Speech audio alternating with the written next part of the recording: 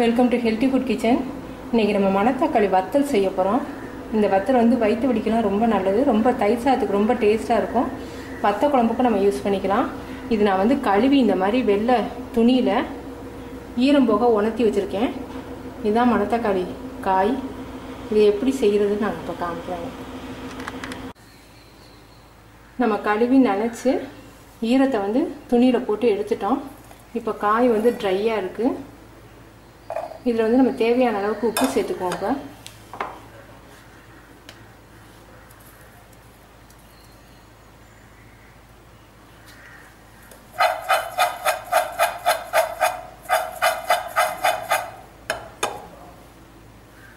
100 gram காய் தான் கிடச்சிது எனக்கு.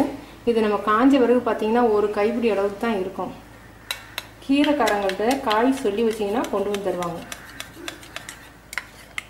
இது வந்து தயிரில் தண்ணி விடாமல் நல்லா கெட்டியான தயிர், ரொம்ப புளிக்கக்கூடாது. 1 ஸ்பூன் எடுக்கிறேன், 2 ஸ்பூன்.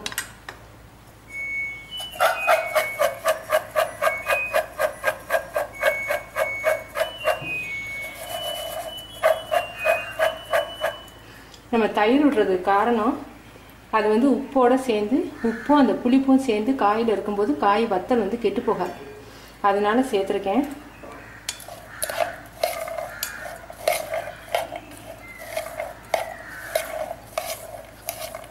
எப்படி இருக்குன்னு பாருங்கள். தயிரும் உப்பும் கலந்து சேர்ந்தாப்புல இருக்குது. இதை வந்து நம்ம 3 மணி நேரம் இப்படி மூடி வைக்க போகிறோம். ஒரு 3 மணி நேரம் 4 மணி நேரம் மூடி வச்சுட்டு அப்புறம் வெயிலில் வந்து நம்ம காய வைக்க போகிறோம். நீங்கள் வந்து நல்லா வெயிலில் வைக்காட்டி ஃபங்கஸ் வந்த மாதிரி ஆம்பி போயிடும். இப்போ நான் காலையில் 6:30க்கு நான் அந்த மாதிரி செஞ்சு வைக்கிறேன். நான் 10 மணிக்கு தான் நான் அதை வந்து வெயிலில் வைக்க போகிறேன். அது வரைக்கும் இது வந்து நல்லா ஊறட்டும். உப்பு போதுமான மட்டும் டேஸ்ட் பார்த்துக்குங்க. இது ஒரு 4 மணி நேரம் ஊறிடுச்சு. இப்போ நம்ம இப்போ மோரோடு நம்ம காய வைக்க போகிறோம். தயிர் ஊற்றணும் இல்லையா, அந்த தயிரோடு சேர்த்து காய வைக்கணும்.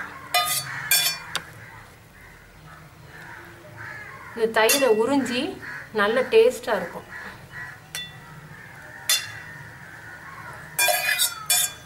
நல்லா சன்லைட்டில் காய வைங்க.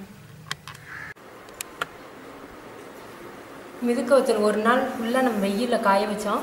நைட் எடுத்து வைக்கும்போது என்ன பண்ணணும், இப்படி திறந்து வச்சிங்கன்னா கொசு வைக்கும், மூடி வச்சிங்கன்னா ஃபங்கஸ் வந்துடும். மூடி வச்சிங்கன்னா ஃபங்கஸ் வந்துடும். அதனால் இந்த மாதிரி ஒரு காட்டன் துணி எடுத்து அந்த மோர்லேயே ஊறணும். அதனால் வந்து இப்படி மூடி வச்சுருங்க. இல்லை ஒரு பாத்திரத்தில் போட்டு மூடி வைக்கிறதுனாலும் ஓகே. ஆனால் மூடி போட்டு மூடாதீங்க. இந்த மாதிரி காட்டன், லேசான காட்டன் கிளாத் போட்டு மூடி வைக்கணும். அப்புறம் திரும்ப வெயிலில் சன்லைட்டில் அந்த மாதிரி கிண்டி விட்டு ஒரு 4-5 நாளைக்கு நல்லா காய வைக்கணும். அந்த மோரும் உப்பும் இதில் சாரணும். இது வந்து மங்குத்தட்டு, கிளாஸ் மாதிரி இருக்கும் மங்குத்தட்டு. இதில் வந்து தயிர் ஊற்றி வைக்கும்போது ஒன்றும் உடம்புக்கு கெடுதல் இல்லை. நீங்கள் பிளாஸ்டிக் தட்டில் வைக்கக்கூடாது. பிளாஸ்டிக் தட்டில் வச்சிங்கன்னா தயிரும் உப்பும் சேர்ந்து உங்களுக்கு வந்து உடம்புக்கு கெடுதல்.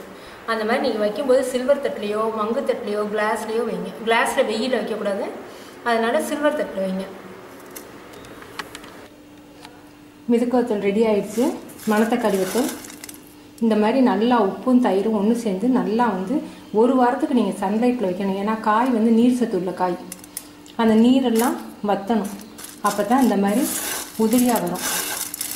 இந்த மாதிரி நல்லா காஞ்சிருக்கணும். இது வந்து வத்த குழம்புக்கும் தயிர் சாதத்துக்கும் ரொம்ப நல்லாயிருக்கும். நான் வந்து வீடியோவுக்காக 100 கிராம் மட்டும் வாங்கி போட்டேன். நீங்கள் போடுறதுனா 1/2 கிலோ அந்த மாதிரி வாங்கி போட்டிங்கன்னா ரொம்ப நல்லாயிருக்கும், டேஸ்ட்டாகவும் இருக்கும். வயிற்று வலிக்கு ரொம்ப நல்லது. இது ஆயில் காயவும் நீங்கள் சிம்மில் வச்சுக்கணும். ஹை ஃப்ளேமில் வச்சுக்கிட்டிங்கன்னா வத்தல் ரொம்ப பொடுசாக இருக்கிறதுனால கருகி போயிடும்.